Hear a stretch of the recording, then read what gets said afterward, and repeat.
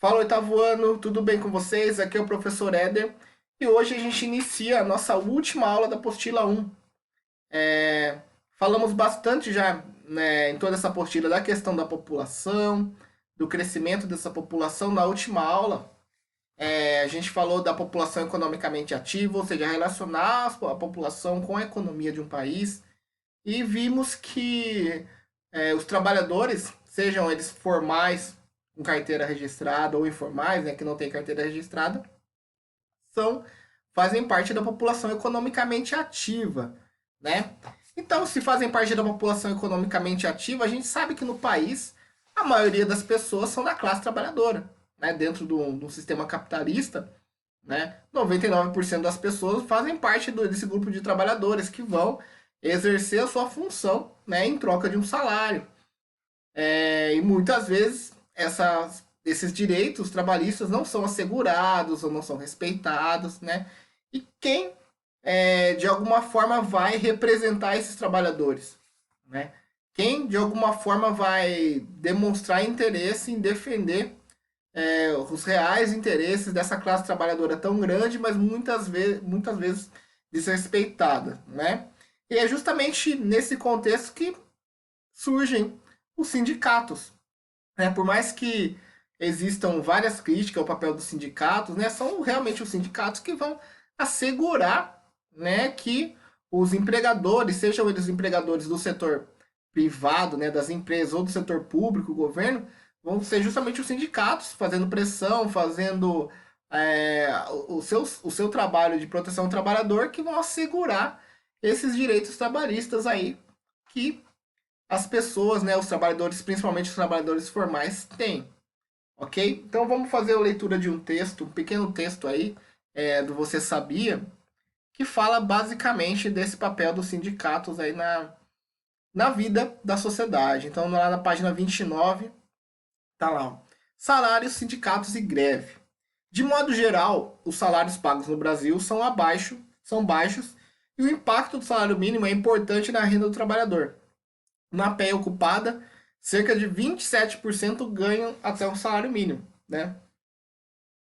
Esse é um dado um pouco antigo, porque a gente sabe, né, que o último censo que o Brasil teve foi em 2010 e o próximo, que seria em 2020, está sendo adiado aí pelo governo, né, e tal. Então, o censo ele tem essa importância de mostrar os dados, né, a realidade do nosso país, né? Então, o último censo demonstrou isso, que 27% dos trabalhadores ganhavam até um salário mínimo, né?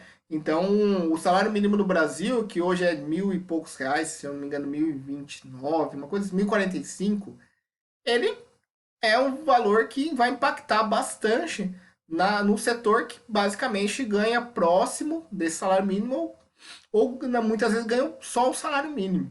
Então, nesse contexto, o papel dos sindicatos, que representam os trabalhadores, é relevante, visto que vão pressionar os empresários e o governo com o objetivo de elevar os rendimentos dos trabalhadores e melhorar as condições de trabalho.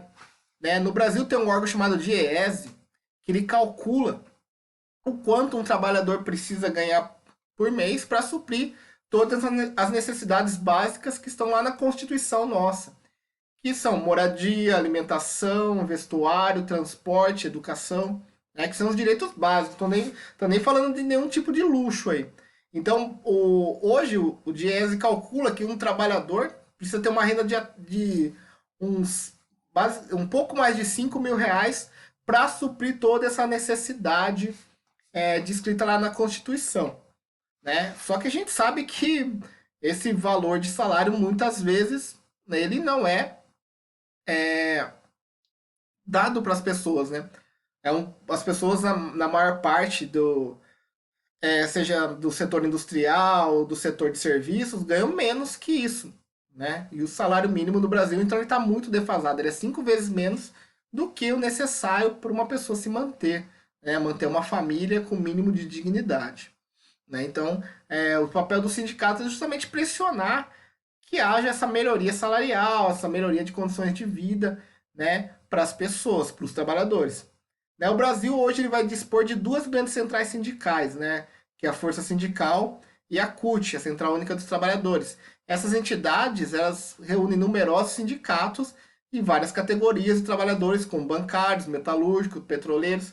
Então, por exemplo, tem o setor, o sindicato dos professores, sindicato dos metalúrgicos, sindicato dos petroleiros, sindicato dos trabalhadores da indústria de brinquedo, né?